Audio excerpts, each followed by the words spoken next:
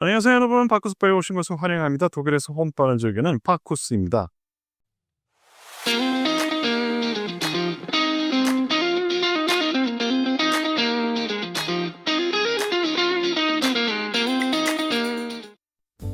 오늘의 주제는 벤로막은 스프링뱅크의 대안이 될 수 있을까? 입니다.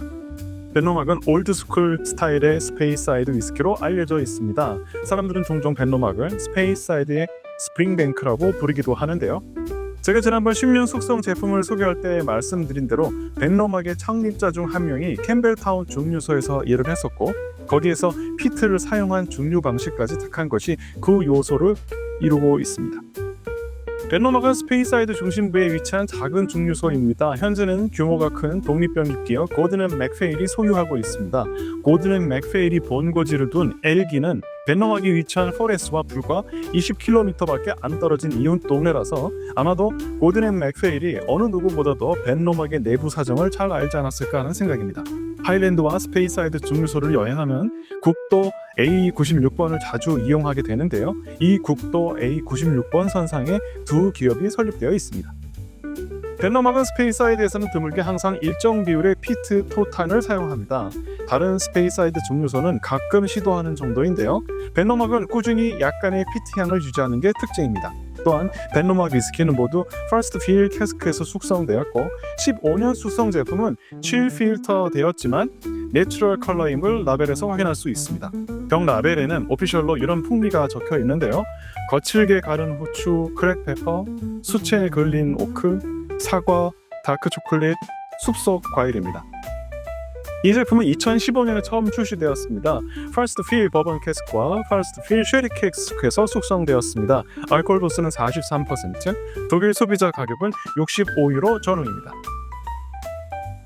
그럼 향을 맡아보겠습니다.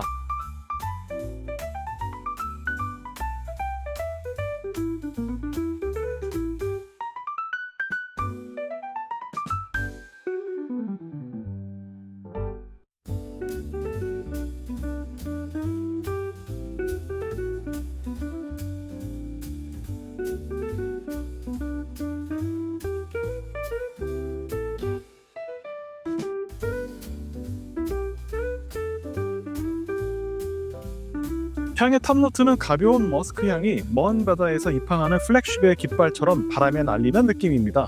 이어서 달큰하고 펑키한 농장의 냄새가 숙성이 막 시작된 건초의 풍미와 함께 올라오는데요. 마치 옵토모 15.2처럼 코냑 캐스크의 농가적이면서도 와인의 뉘앙스까지 담고 있는 것과 많이 닮아 있습니다. 동시에 산딸기의 시큼하면서도 떫은 향과 초록사과의 풋풋한 시트러스도 섞여 있습니다. 탑노트는 피트나 스모키한 향은 거의 없고 가벼운 머스크의 드라이함이라고 할 수 있습니다.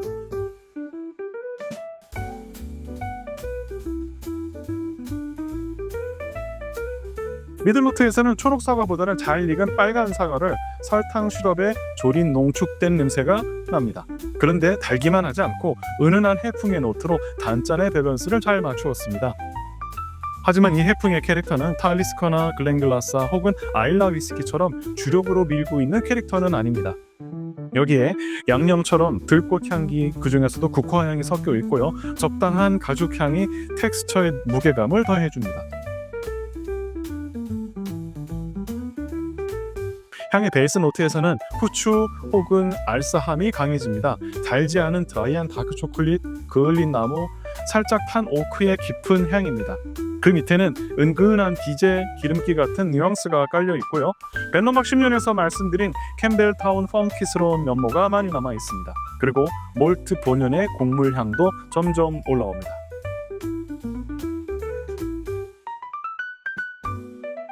시향을 오래 하다 보면 이끼와 흙내음으로 인해서 시종일관 촉촉한 뉘앙스를 코에 갖게 됩니다. 마치 스프링뱅크 10년의 뉘앙스하고 비슷한데요. 하지만 프레쉬하고 신선한 스뱅 10년은 아니고 마치 앤틱 가구 샵에 들어가서 고틱 가구들 앞에 서 있는 듯한 오래되고 축축한 먼지 쌓인 공간에 서 있는 느낌입니다. 15년 숙성 제품에서는 10년 숙성에 비해서 스모키향이 거의 사라졌습니다. 숙성 과정에서 단순한 스모키함이 사라지고 좀 더 복합적인 향으로 바뀐 것이라 생각이 됩니다. 직접적인 연기라기보다는 가죽, 탄나무 같은 느낌으로 변했고요. 10년 숙성에서는 잘 느끼지 못했던 피트의 뉘앙스가 피어나기 시작합니다. 향을 한마디로 정리한다면 고급 소금 캐러멜 피트 버전이라고 할 수 있습니다.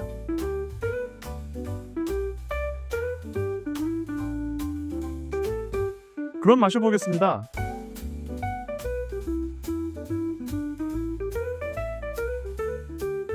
입에 닿자마자 달콤한 사과와 몰트의 부드러움이 입안에 퍼지고 곧바로 농장 흙, 집 같은 흙내음이 올라옵니다. 거기에 토피 같은 캐러멜의 점성이 있는 단맛이 나는데요. 첫 맛부터 후추 같은 알싸함이 확 치고 들어옵니다. 프랑스 와인 중 보쇼레 누보나 부르고뉴 피노누아처럼 시큼 털털한 와인을 마시는 느낌입니다.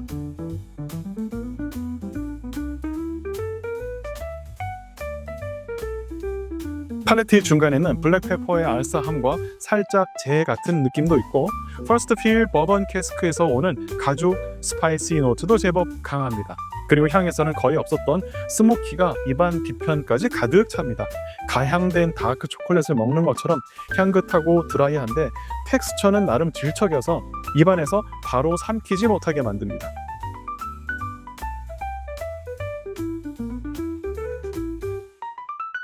팔레트의 베이스는 탄 고무 혹은 타르 느낌이 약간 섞여 있어서 아일라 위스키 중 라가블린 스타일의 스모키 피트인데 이 스모키의 특성이 주류는 아니다 보니 보모나 스뱅 10년처럼 산뜻하고 밸런스가 좋게 느껴집니다.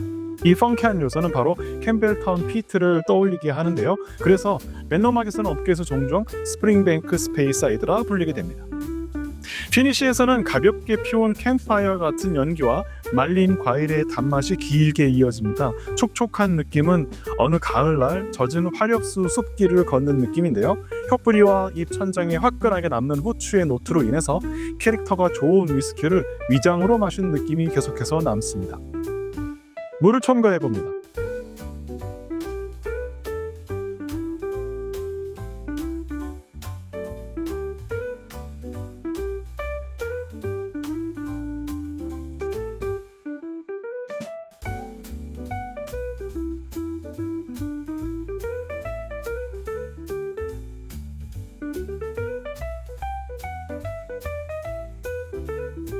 깨끗하고 신선하며 과일 향이 피어나고요.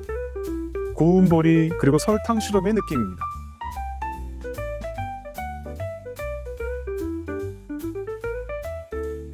연어 위스키처럼 물을 약간 첨가해서 위스키의 변화를 즐기시는 것이 좋습니다.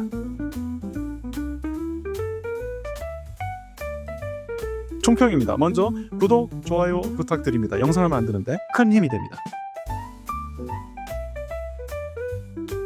맨노막 15년 숙성 제품은 종종 스뱅 10년과 비교됩니다. 스뱅 10년이 밸런스와 복잡한 레이어를 가지고 좋은 평판이라면 벤노막 15년은 스뱅 10년의 다소 밋밋한 스모키보다 더 캐릭터가 확실한 스모키를 가져서 좋습니다. 텍스처의 진득한 점성이 부드러운 목넘김에 의미를 더하기에 오히려 스뱅보다 좋습니다. 더욱이 43%의 알코올 도수에도 불구하고 46도의 스뱅보다 마시는 순간 좋은 타격감을 선사하며 더불어 긴 피니쉬를 가져가니 만족감이 배가 됩니다. 벤노막은 스페이사이드 위스키가 간혹 심심하다고 생각하는 분들에게 이렇게 깊고 복잡한 아이도 있어 라고 증명하는 브랜드라고 생각합니다. 10년 숙성에서는 알코올 도수가 다소 아쉽게 느껴졌는데 이 15년에서는 이상하게도 같은 43%의 알코올이 전혀 낮게 느껴지지 않는 스위트 스팟인 것 같습니다. 그리고 7 필터를 썼다고 해도 질감이나 풍미를 놓치지 않고 있어서 전혀 아쉽지 않습니다. 벤노막 10년에 비해서 턱함은 많이 줄고 더 고급진 위스키로 익었다고 느껴집니다.